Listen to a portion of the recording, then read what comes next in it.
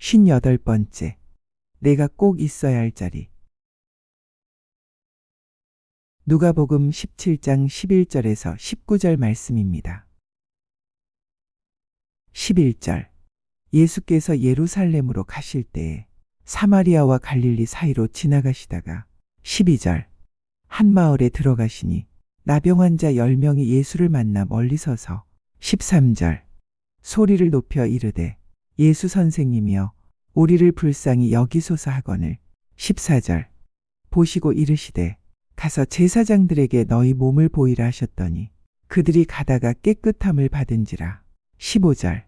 그 중에 한 사람이 자기가 나은 것을 보고 큰 소리로 하나님께 영광을 돌리며 돌아와 16절. 예수의 발 아래에 엎드려 감사하니 그는 사마리아 사람이라. 17절.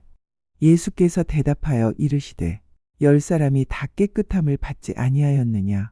그 9은 어디 있느냐? 18절. 이 이방인 외에는 하나님께 영광을 돌리러 돌아온 자가 없느냐 하시고 19절. 그에게 이르시되 일어나 가라. 내 믿음이 너를 구원하였느니라 하시더라. 이 세상에 살면서 실제적으로 우리가 감사하지 못하는 이유가 몇 가지 있습니다. 첫 번째는 비교 의식 때문입니다. 고린도후서 10장 12절에는 자기를 다른 사람과 비교하는 사람은 지혜가 없다고 말합니다. 비교하는 대상이 하나님의 말씀이 아니라 자기 자신이라는 게 문제입니다. 세상은 끊임없이 비교하게 만듭니다. 남의 집, 남의 성공, 남의 자녀 그리고 남의 삶을 바라보며 내 삶이 너무 초라해 보이는 것에 낙심합니다. 이러한 비교는 감사의 마음을 빼앗아가고 마음의 불만과 열등감을 키웁니다. 두 번째는 익숙함과 무감각 때문입니다. 매일 마시는 물, 숨 쉬는 공기, 그리고 함께 있는 가족들을 생각해 보십시오.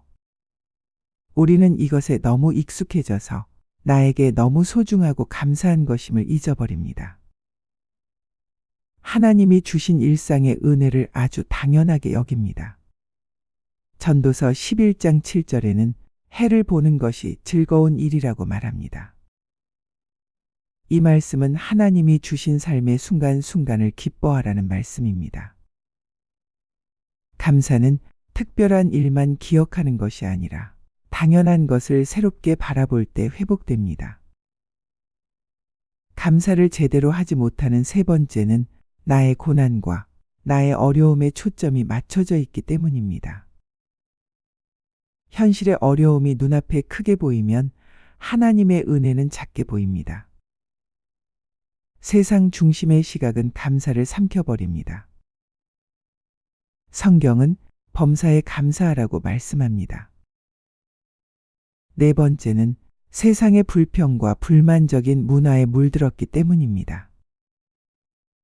우리가 항상 접하는 뉴스, SNS 그리고 주변 사람들의 대화 속에는 불만과 비판이 차고 넘칩니다. 우리는 이 세상의 문화 속에 매몰되는 것이 아니라 감사의 문화를 만들어가는 사람이 되어야 합니다. 마지막으로 가장 중요한 문제는 인간이 하나님을 잊었기 때문입니다. 로마서 1장 21절. 하나님을 알되 하나님을 영화롭게도 아니하며 감사하지도 아니하고. 감사하지 못하는 근본 이유는 하나님 중심의 삶을 잃어버렸기 때문입니다. 세상 속에서 하나님을 잊으면 자연히 나의 감사도 사라집니다. 그러므로 감사는 하나님을 기억할 때 회복됩니다. 만약에 내가 병원에서 불치의 병으로 판정받고 절망 가운데 고통과 죽음에서 헤매다 오늘 기적적으로 완쾌되었다면 얼마나 큰 기쁨이 나에게 있을까요? 마찬가지로 몇 년 동안 암으로 고통받다가 어느 날 의사에게서 이런 말을 듣습니다. 신기할 따름입니다. 암세포가 모두 없어졌어요라는 말을 들었다고 생각해 보십시오. 또한 바다에서 사고를 당해 몇 주 동안 구명보트 위에서 표류하다 죽음 직전에서 방금 구조선에 의해 구출되었다고 상상해 보십시오. 나의 기쁨의 상태는 어느 정도겠습니까? 이제 내가 구원받을 자격이 없다고 생각해 보십시오. 내 앞에 고통과 박해, 질병과 죽음이 있고 그리고 지옥 외에는 그 무엇도 얻을 자격이 없었음을 깊이 생각해 보십시오. 성경에 의하면 우리는 본질상 진노의 자녀였습니다. 우리 죄의 값은 영원한 죽음입니다. 우리의 인간의 본질은 하나님과 원수일 뿐입니다. 우리는 바깥 어두운 데 쫓겨나 거기서 울며 이를 갈 운명입니다. 그런데 나를 대신하여 저주를 받으신 그리스도의 보혈로 나는 깨끗하게 되었습니다. 그러므로 우리는 구원받은 안도감과 행복감과 더불어 놀라움과 상한 마음으로 감사하며 기뻐해야 합니다. 이제 우리에게 엄청난 하나님의 은혜가 주어진 것입니다. 나의 지난 상황을 돌아보십시오. 내가 처했던 비참함과 지금 나에게 임한 긍휼을 비교해 보십시오. 내가 빠져나온 그 공포와 나를 살게 한 그 긍휼을 생각해 보십시오. 그리고 그리스도께서 나 대신 치러야 했던 십자가의 대가를 기억하십시오. 이 모든 사실을 안다면 겸손하게 감사할 수밖에 없습니다. 이것을 가슴 깊이 느끼십시오. 진심으로 감사하십시오. 예수님께서는 마지막 전도를 하시고 예루살렘을 향하여 가시던 중에 사마리아와 갈릴리 사이로 지나시게 되었습니다. 그러다 한 마을에서 나병 환자 10명을 만나게 되었습니다. 오늘 본문은 10명의 나병 환자가 예수님의 은혜로 말미암아 나음을 입었지만 그들은 너무나 기뻐서 다 제 갈 길로 가버리고 오직 한 사람 사마리아 사람만이 예수님께 다시 와서 감사하였다고 기록하였습니다. 이때 예수님께서는 다 깨끗함을 받지 않았느냐? 그 9은 어디 있느냐고 탄식하시면서 그들의 배은망덕함을 탄식하셨습니다. 나병에 걸리면 의학이 발달하지 못한 옛날에는 나병 환자는 일반인들과 같이 살 수 없어서 인가와 멀리 떨어진 곳에 격리 수용을 합니다. 이와 같이 이스라엘 나라도 나병자들은 동네 밖에 격리하여 살게 하고 어쩌다 성한 사람이 그곳을 지나가면 멀리서 우리는 부정하다 소리를 질러서 지나가는 사람들의 접근을 막게 합니다. 이런 상황에서 나병 환자들이 깨끗이 나았으니 얼마나 기쁘겠습니까? 죽을 날만 기다리다가 주님을 만나서 고침을 받았으니 그 감격을 무엇으로 표현할 수가 있겠습니까? 그런데 우리는 이런 중요한 사실을 깨닫지 못하고 감사를 잊어버리고 살아가는 것입니다. 오늘의 우리는 나병 환자보다 더 더럽고 절망적인 죄에 빠져 있었습니다. 그 결과로 죽을 수밖에 없었던 사람입니다. 그러므로 예수 그리스도의 십자가의 보혈의 공로로 새로운 피조물로 주 안에서 거듭나게 된 것을 당연히 감사해야 합니다. 고린도후서 5장 17절 그런즉 누구든지 그리스도 안에 있으면 새로운 피조물이라 이전 것은 지나갔으니 보라 새 것이 되었도다. 이 감격을 무엇으로 표현할 수가 있겠습니까? 여기에 딱 어울리는 찬송가 가사가 있습니다. 늘 울어도 눈물로써 못 갚을 줄 알아 몸밖에 드릴 것 없어 이 몸 바칩니다. 오늘 본문 말씀을 보면 10사람의 나병 환자가 주님 앞에서 똑같이 고침을 받았으나 주님께 다시 돌아와 감사하며 하나님께 영광을 돌린 사람은 단 한 명뿐이었습니다. 그것도 유대인이 아닌 당시에 외면받던 사마리아 사람이었습니다. 우리들의 주변을 돌아다 보면 은혜를 받는 사람은 많은데 감사를 하는 사람은 적다는 사실입니다. 매일매일 하나님의 은혜를 감사하는 생활이 사라지고 우리의 삶은 너무나 인색하고 메말라 버렸습니다.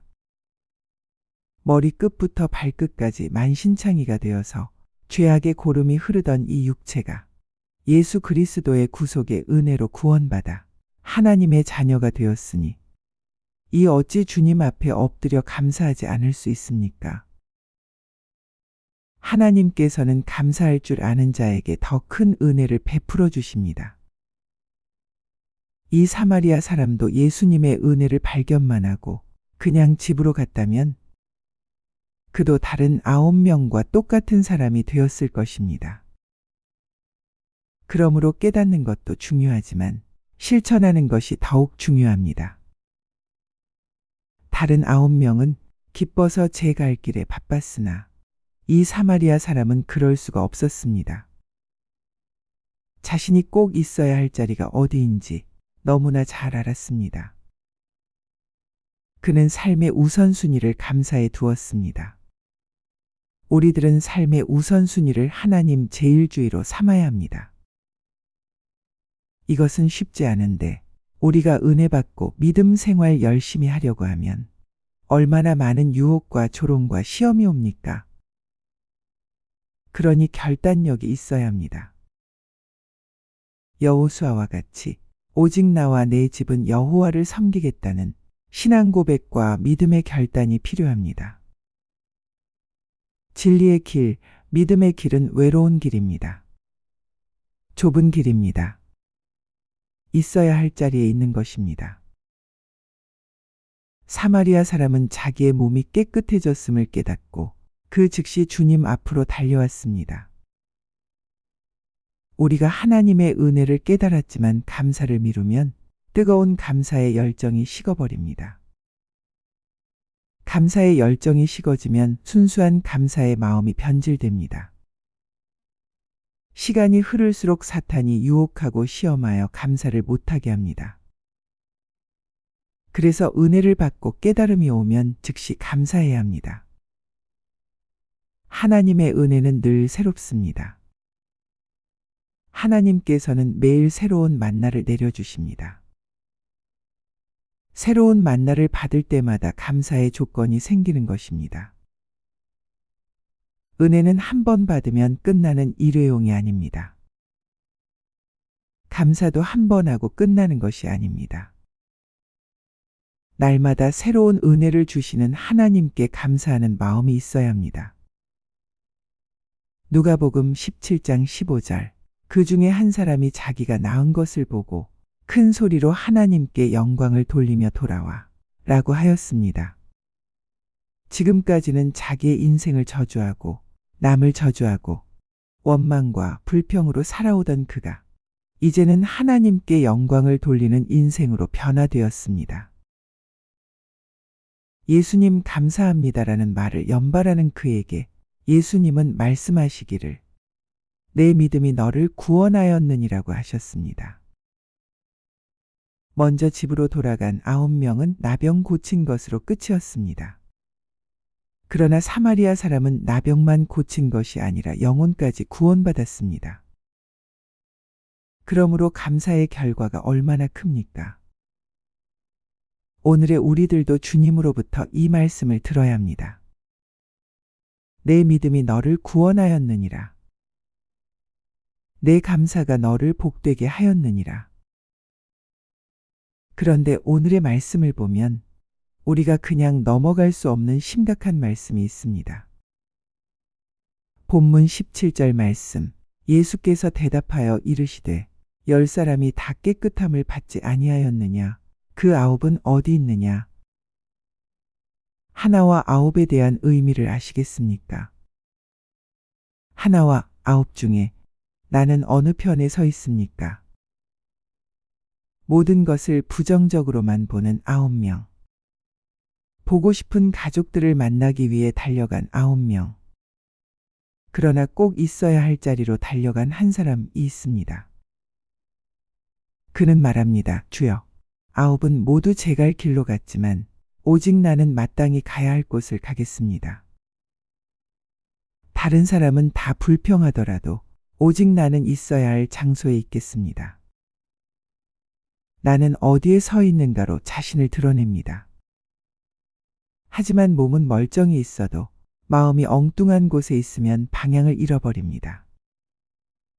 오늘 본문은 10명의 나병 환자 중 한 사람만이 제자리에 선 사람이 되었습니다. 오늘 우리가 꼭 있어야 할 자리가 어디입니까? 바로 감사의 자리입니다. 돌아와 예수의 발 아래에 엎드려 감사하니 10명 중 단 한 사람만이 돌아왔습니다. 그는 자신이 고침 받은 것을 보고 다시 예수께 돌아와 그 발 아래 엎드려 감사했습니다. 이 자리가 바로 우리가 꼭 있어야 할 자리입니다. 하나님의 은혜를 받은 우리가 마지막에 서야 할 자리는 감사의 자리, 예수님 발 아래의 자리입니다. 감사는 단순한 말이 아니라 하나님 앞에 서 있는 태도입니다. 은혜는 받았지만 감사하지 않는 인생은 결국 복의 원천에서 멀어지는 인생이 됩니다. 그리고 우리가 꼭 있어야 할 자리는 구원의 자리입니다. 내 믿음이 너를 구원하였느니라. 예수님은 그에게 말씀하셨습니다.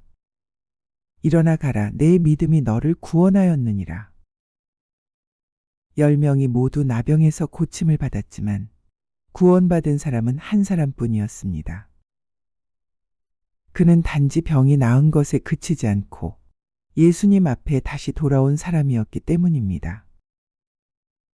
구원은 단순한 고침과 치유가 아니라 예수님과의 관계가 회복되는 것입니다. 말씀을 맺겠습니다. 그분의 발 아래에 엎드릴 때 우리는 진짜 살아납니다. 감사의 자리는 결국 구원의 자리입니다. 그곳에 내가 있어야 합니다. 오늘도 주의 눈이 우리를 지키시니 마음을 맡기고 평안히 쉬세요. 주님 안에서 영육이 회복되시길 바라며 매일 아침마다 여호와를 바라보며 새 희망을 맞이하시길 바랍니다.